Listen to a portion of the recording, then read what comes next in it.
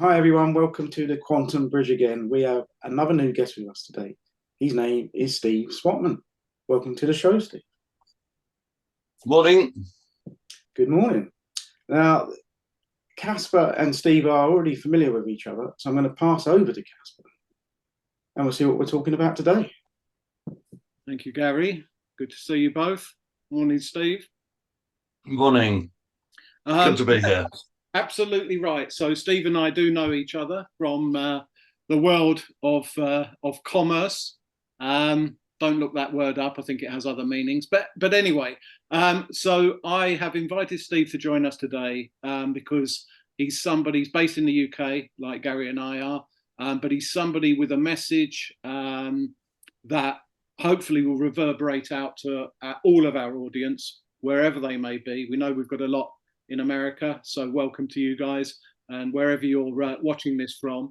So before I say too much at this stage, I'm going to pass across to Steve to do a quick intro of himself, and then we'll dive into some questions around the type of work that Steve's been doing and why that should have such a resonance for our audience too. So over to you, Steve. Oh, yeah. Good morning. So I'm Steve Swatman. I have a sales training business. I spend my life with sales management and salespeople, trying to stop them being annoying, pushy, manipulative types of people and put some dignity and professionalism back into the business-to-business sales world. So my history is I started out as an engineer, grew up in the IT world, selling at different levels. And then I came across a selling methodology called Sandler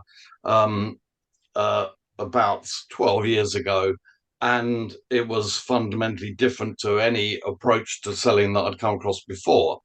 And so today, hopefully, I can share with you some of the reasons why I found that a breath of fresh air, and why, when I got inspired by Sandler, I had the feeling that I wish I'd done so many things differently in my sales career. I'd have a lot more money in the bank and maybe a full head of hair. I don't know. So I'm going to share some of those nuggets if that fits the bill. Yeah, that's brilliant, Steve. Thank you.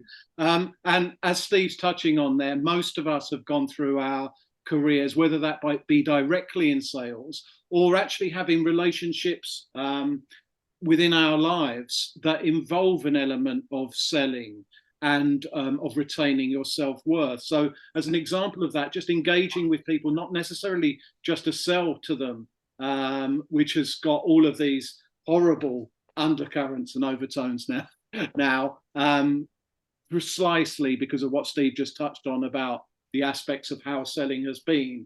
Selling features and benefits, saying this is a great thing, saying why you're the only person doing something, and all of those things, which actually are just massive openings to you being torn down by a prospect.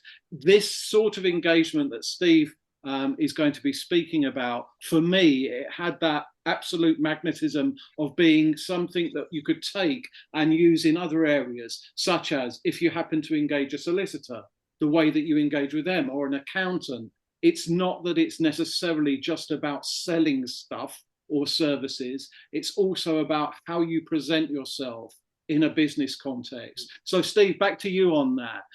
Again, if you want to frame this slightly more in any way that feels comfortable to you, but that thing of retaining your sovereignty and self-empowerment that's so key to our channel, can you just touch on that, i.e. the Sandler method and what you teach versus how most of us have gone about conducting ourselves both in life and sales?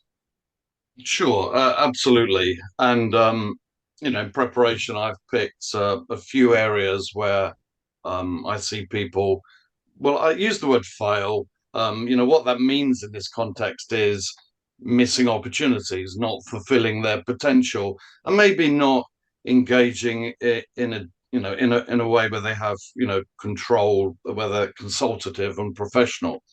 So at top level, what inspired me to get into this, there were two aspects, one more obvious than the other, that are just so critical if someone's to fulfill their potential in professional selling. One is the whole concept of what I call continuous and deliberate performance improvement. Most people don't take the time to get stronger at what they do in any walk of life. Good people always do. So continuous means always be working on something to get a bit stronger. And there are so many things for salespeople to work on, right? The deliberate part is you've got to put the focus on something. You've got to zoom in. You can't have a good intention to try and ask smarter, more probing questions. You have to focus on it.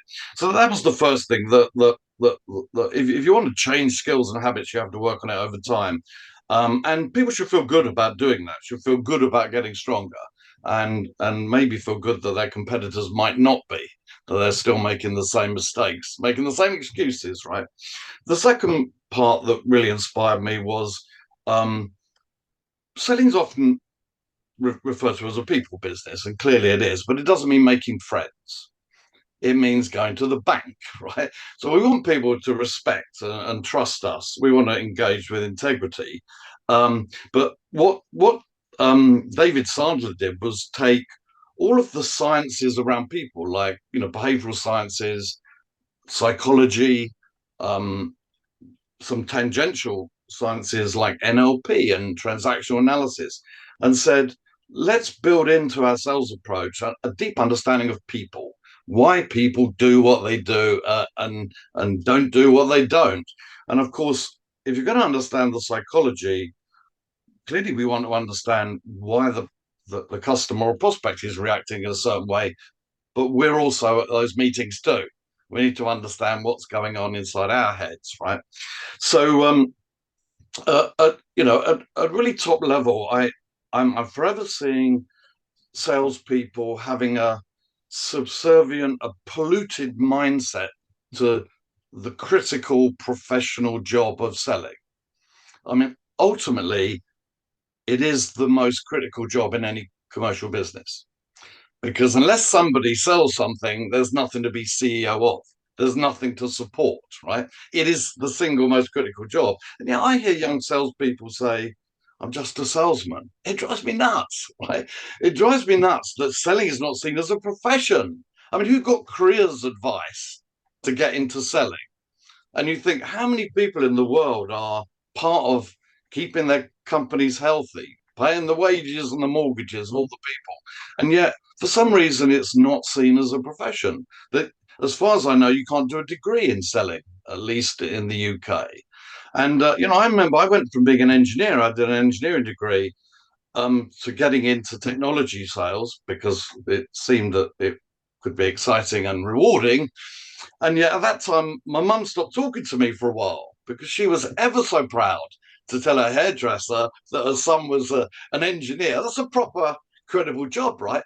But a salesperson, isn't that what you slip into when you're probably shit at everything else, So not many people plan to get into selling, but there is this polluted mindset, and in our world we call the negative self-limiting thoughts in our mind, we call this head trash, and we have head trash that the customer's always right, we have to agree with them, we can't win without discounting, we have to educate the customer, our credibility is based on what we can spew out, and all this creates a very undignified interaction with prospects and customers.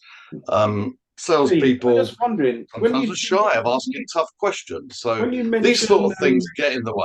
Sorry, Steve. When you mention like selling, I mean, maybe for me, I mean, would you consider that you can broaden that out to, selling yourself or selling an idea of something? Like you've got some of our audience might have projects and things that they want to do.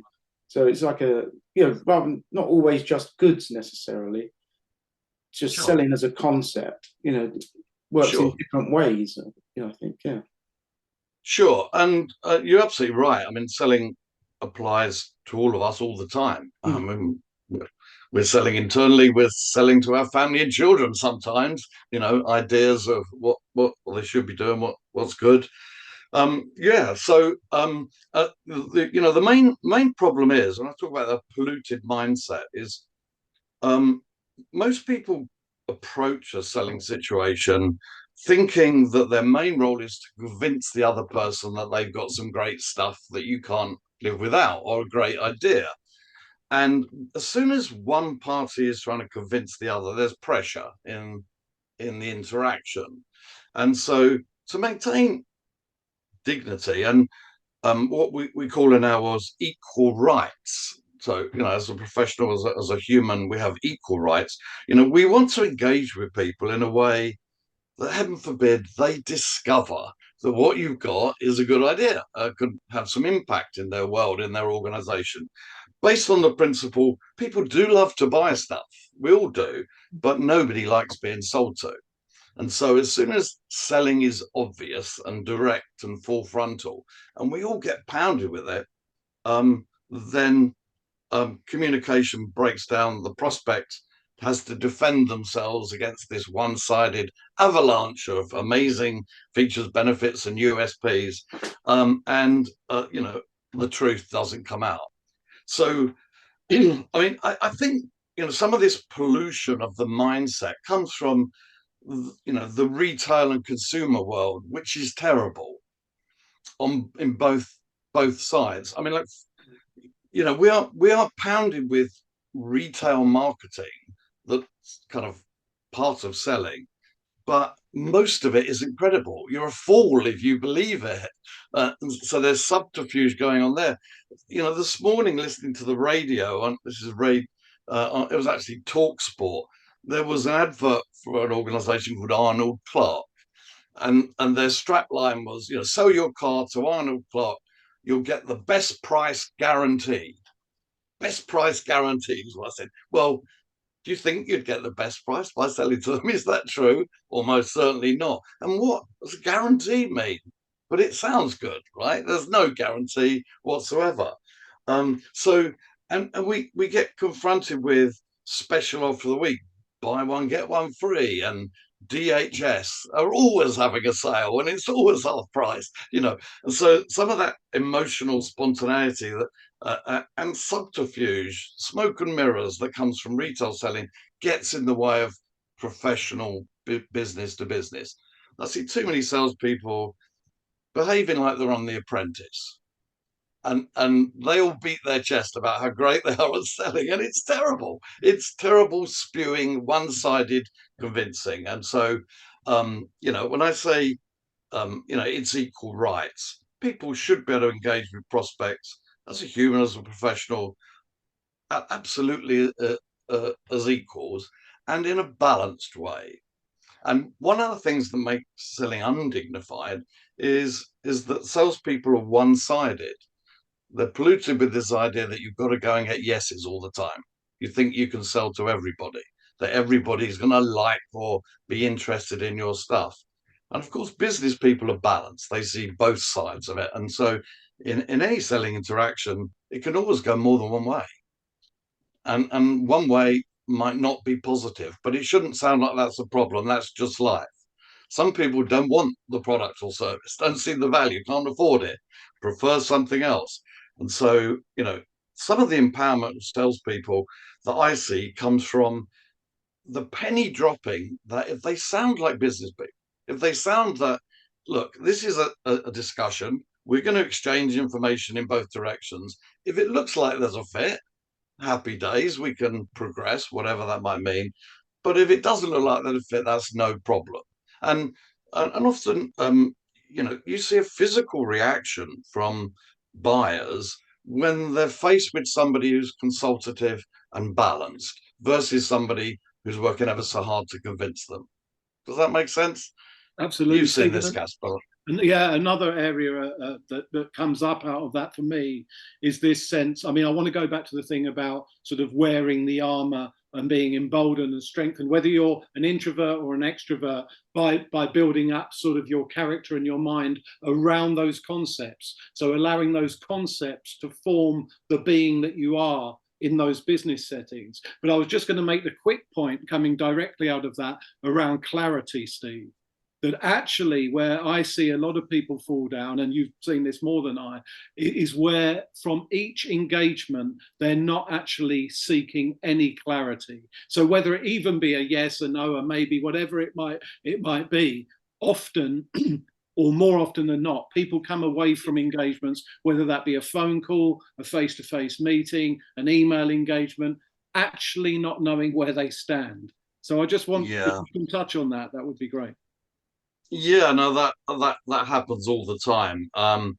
And when I first start to work with people, I have a look at opportunities they're working on, and often they're at a point where they really don't know where they stand. They're in the dark. They've done some work, they've invested time and effort, but if they're honest, they don't know what's happening on the buyer's side.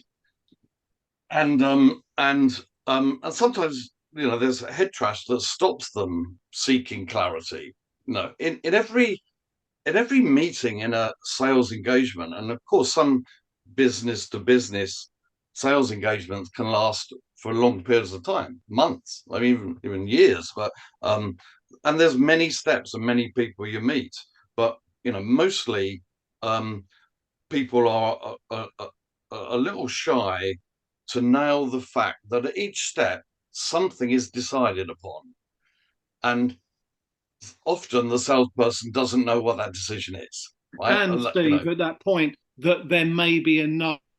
I mean, that's really the undercurrent of all of those engagements, and why they tend to be protracted, in my experience, is because what the salesperson is desperately trying to do, and this may go for an engagement with, an accountant, or you're doing, as Gary mentioned, you're looking to do some sort of humanitarian project, whatever it might be. There's this absolute fear around hearing the word no. And actually, when you do hear that and get used to that word is fine, because that word is the clarity word.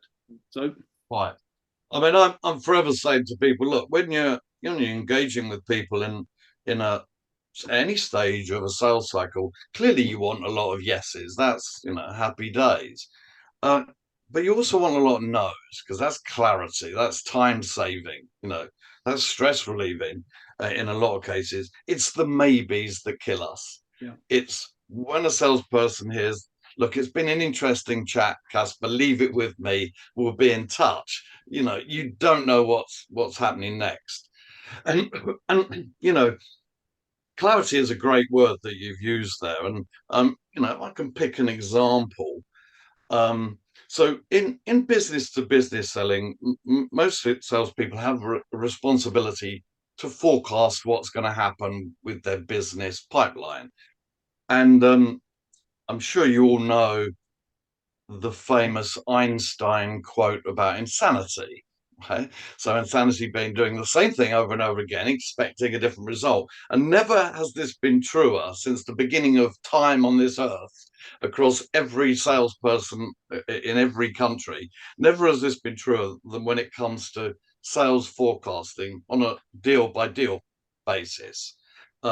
Because deals always slip in one direction, they slip out. I've never met a business leader, a sales leader, a sales person for that matter, that said to me, "Oh, my biggest problem, Steve, is deals keep slipping forward. They keep happening sooner than I expected, and it's screwing the planning." Right.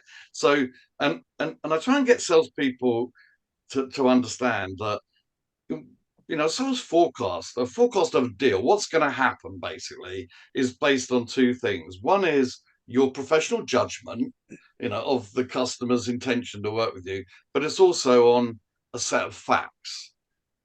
Do you know what needs to happen the customer side? And if one or two, either of those is suspect, you're vulnerable, right? And so clarity, even with understanding what the customer's got to do, is something that's missed. A customer might say, "Yeah, we'd really like to decide on this by July." And the salesperson doesn't probe to find out why July, who cares about that? What happens if you miss it, for example? What needs to happen on their side for July to even be possible? So yeah, clarity is a good thing, all the way through. But it does always come back to the psychology of the salesperson approaching the interaction with the right mindset. You're a professional, you're consultative, you're dignified, and it's about having the inner confidence and courage to ask those tough questions that often don't get asked. I always remember that area that we used to touch on about pre any meeting and any engagement. One, setting the expectations and doing all those formulaic things that are going to mean that you leave the meeting knowing exactly where you stand, whether it's a no, whether there are next steps and what those might be and why, what they will lead to, the time frame, all of those things. They're all obviously part of the process. And the process is absolutely critical, because without a process, you end up using the buyer's process, right? So, totally. So that's a real big issue. But before all of that, Stephen, because it's so prescient for our channel, and I think hopefully you'll be willing to come back, because we've got a bit more time, but not a great deal, and dig into this a bit more. Gary mentioned this thing about sort of projects, and really the area of humanitarian projects, which a lot of our viewers will certainly either be involved in or want to be involved in. It's that type of audience. One of the things around the critical engagements they'll have with other business people, just say, we'll use the term business people, though it may not always be true, is that thing of going into it feeling that you are on par, that you're equal, that your time is equally as valuable, if not more valuable, but certainly equally valuable, and that everything that you're bringing to bear, your history, your knowledge, and so on, imbues you with that sense, or should shield you somehow with that armor of saying, I, despite this other person's title, maybe they're a CEO of a large company, maybe for some reason they're on this sort of on almost a cloud for you, and it's so hard to approach them. You've got to get the mindset back to that thing of equal rights. So, Steve, are there things that people could take away from this first discussion around how to view and achieve and gain that sense, if they don't already have it, of we all meet as equal, particularly when we're talking about business? Yes. I mean, that's a big one. And everything starts between the ears, right? Everything, right? And it Every does come action back we to the head take, trash as well. yeah, every action we take in our entire lives, inside and outside of work, for that matter, it is driven by our belief system, the little voices in our head, what we believe to be true or not true. If you believe you shouldn't exceed the speed limit, you don't. In the same way, if you believe someone's too important to have a conversation with you, you might not even try, right? So that's common. I mean, sometimes when you alluded to this at the beginning, I think, Casper, sometimes I'm encouraging people to have pretend beliefs until they make it, because it sometimes helps you act in the right way. And the one that you mentioned is a good one. And so the scenario might be, you've got a meeting with somebody that you really want to convert to your idea, or to see the value of your product. Maybe they're a really senior person. Maybe they've got a big job and a big title and a lot more money in the bank than you, But so there's some natural anxiety and anxiousness that's going on, getting ready for the meeting. And with that kind of psychological backdrop, people tend to behave unequal and subservient, right? So one fake belief, and I certainly did this myself, is, before that meeting, write in your pad in big letters, I'm financially independent, I don't need the business, right? And so the scenario is, imagine you just inherited 20 million quid. So you don't need anyone's business at all. You don't need anyone to buy into your idea. You don't even need a job, maybe. You're doing what you do because you love it, right? And so, but there's no pressure of trying to win anything or convince anybody. You can, if you had that mindset, how comfortable would you be asking those tough questions to get clarity, treating the other person as an equal, respecting your time as much as their time, right? So what so that fake belief can sometimes help. Imagine that you didn't have the pressure of trying to convince somebody, but you were having a sensible, professional human interaction that could go either way, but that's not a problem, right? People often, well, you often see a physical reaction. People relax more when faced with that type of person. They open up, they share more of the truth. And, ultimately, it's a meeting of equals. And I try and get people to understand this concept of equal rights, which is, it's a Bill of Rights that as a human and as a professional person, let's say, there's equal to anyone you meet ever. So you've both got the right to respect each other's time. And too many people on the sales side respect their time a whole lot less than the prospect's time. I mean, it's a small example, but I don't thank people for their time in selling engagements, because that suggests that there's something to be grateful for when the salesperson's put exactly the same amount of time in, maybe more, because they've traveled to an office, right? The equal rights means you both got the right to have an opinion. So you've both got the right to say no or not yet. You've got the right to ask any question you like. Where will the funding come for this project? We've got the right to ask tough questions if you like. So yeah, very important. The overriding mindset needs to be, it is a meeting of equals, as professionals, as humans. Not that we don't respect people's achievement and seniority, but in terms of our role, it is equal. Yeah, I think that's a lovely way to wrap this particular intro up, Steve. That was great. I always enjoy listening to you anyway. And obviously, thank you for coming on. I won't thank you for your time. I might. You can do in this type of scenario, right? I can in this sort of scenario, yeah. That's okay. But just as a point of principle, I'm not going to. Anyway, Steve, look, I think that opened a window into your world and into this aspect of sales, which is so much more consultative and is actually ultimately so much more beneficial, because it just leads to much more business, right? And that's what you should be doing. What we all should be doing, the right sort of business with the right sort of people. So I hope you'll consider joining us again. But for now, thank you for your insights, and it's always lovely to see you. Okay, thank you, Casper. Thank you, Gary. Take care. Cheers. Enjoy the rest of your day. Cheers, Steve. Thank you. Okay. Bye.